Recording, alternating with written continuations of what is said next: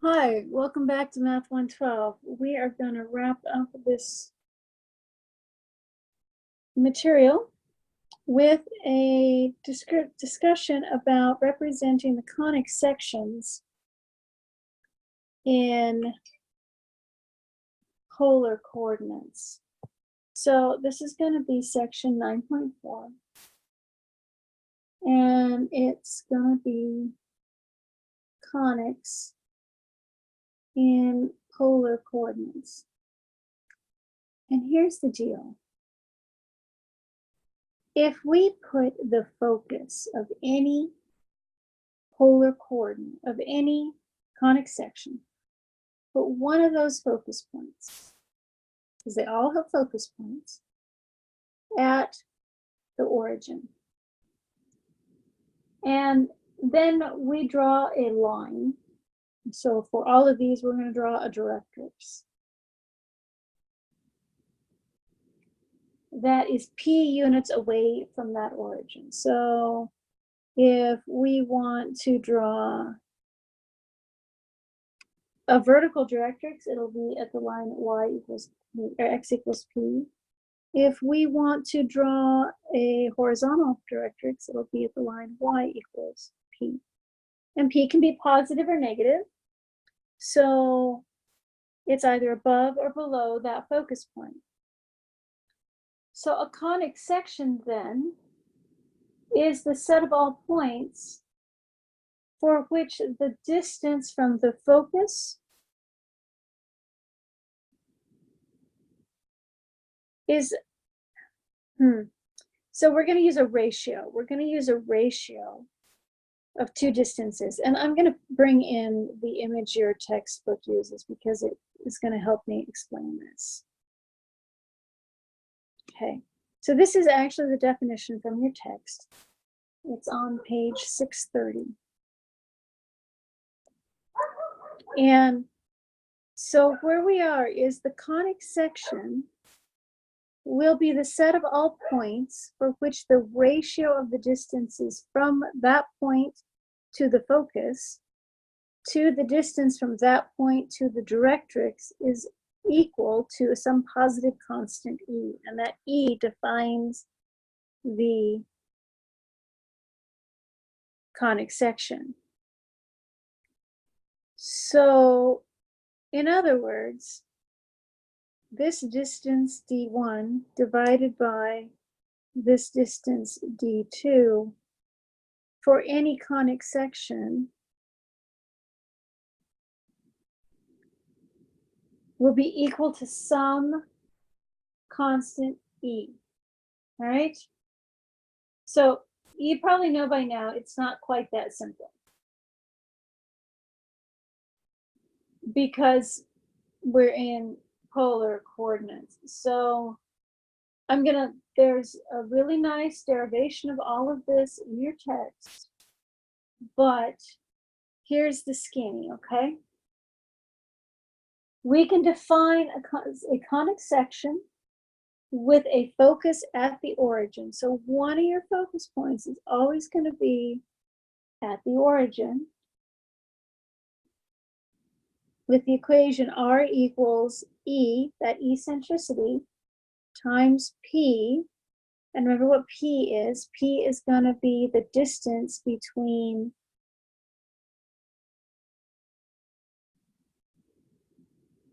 well, P is a little different this time. So, right, P is the distance from the focus to the directrix for all of these shapes, okay? Divided by 1 plus or minus E sine theta.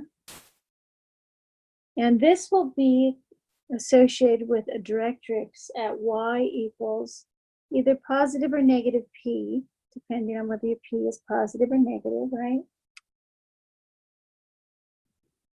So if you've got a y equals a line, you know that that is a horizontal directrix.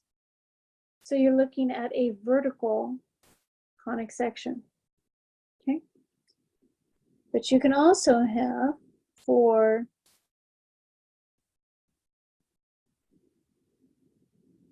your horizontal, we have cosine, and we've got, and that is going to be associated with an x plus or minus p.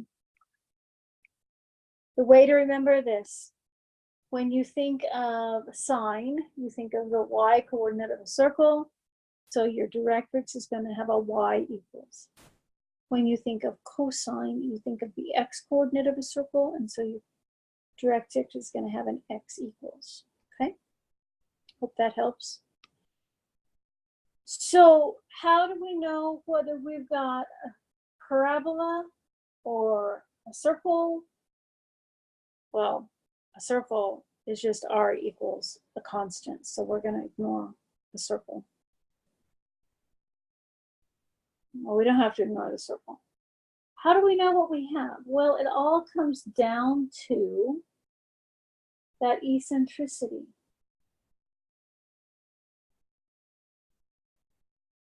So this is on page 632 of your text, but here's the skinny. If E is between 0 and 1, then you have an ellipse. If E is equal to 1, then you have a parabola.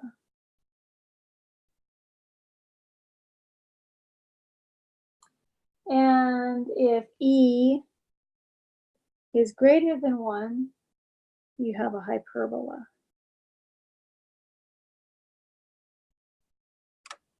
And circles are kind of like the divergent cases of the conic sections. So, because circles are just r equals a constant. So we're going to ignore circles.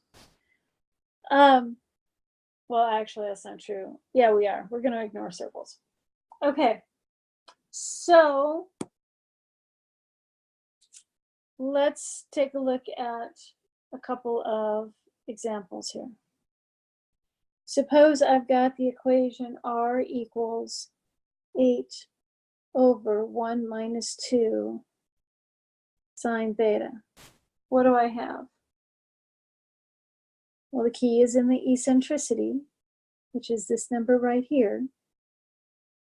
2 is greater than 1, so I have a hyperbola.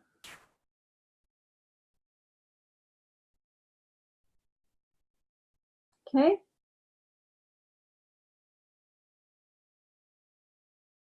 We can also find its directrix because we know that E times P is equal to 8. E is equal to 2. So this is 2 times P equals 8. So P equals 4. The fact that we've got a negative sign here means that my directrix will be to the left of that focus point that is at the origin. So it's a sign, so it's a y equals negative 4. Okay? So let's see if Desmos can do this.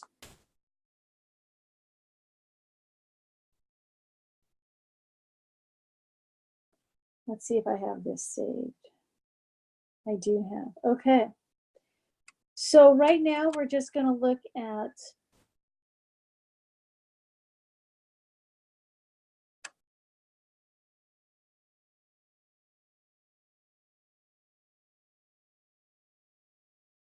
vertical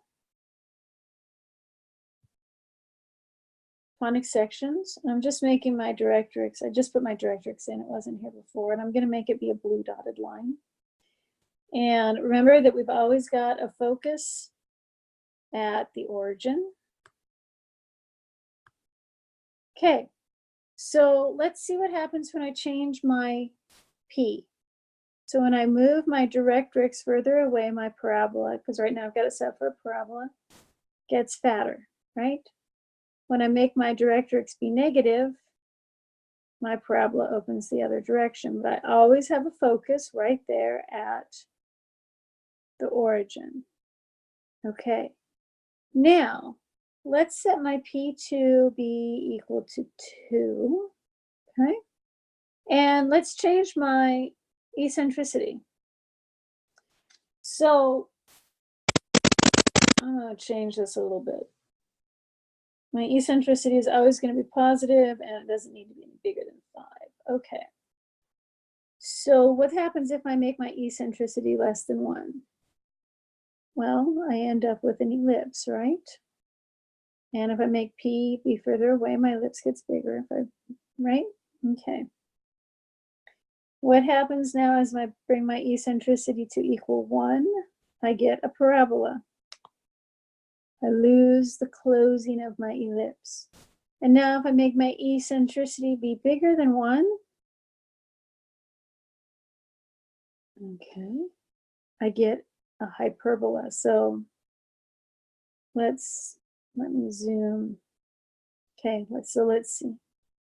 Just as soon as I make it bigger than 1, I get a hyperbola. And the two parts of the hyperbola move closer and closer together as my eccentricity gets bigger and bigger. Okay. Now, if I want to talk about a vertical directrix, I need to change this to x equals p.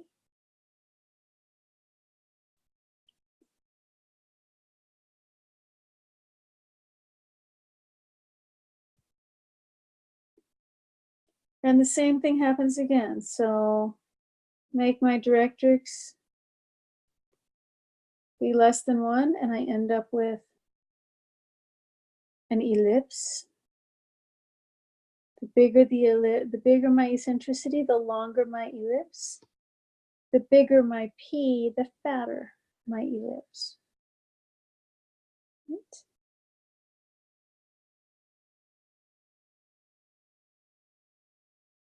Okay.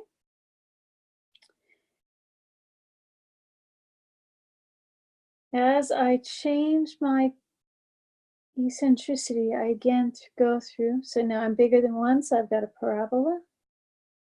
I keep having parabolas. Whoops, sorry. When I'm equal to 1, I have a parabola. Right there, I've got a parabola, right? No matter how far, so I've got a parabola.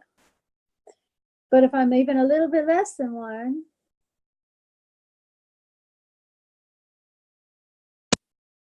I still have an ellipse, and the size of that ellipse is determined by my P, as is the direction of my ellipse. When I go through 1, I end up with a parabola, and the minute I go above 1, I get a hyperbola. So let's zoom back in so we can kind of see what's going on here. Okay. Right, and as my eccentricity gets bigger, the pieces of my hyperbola get closer together, although they never cross that directrix. But notice that directrix is not centered. Okay? There's a focus at the origin, and my directrix is p units away from that directrix. Don't be thinking that directrix is centered, because it is not. You can see that right here. Okay?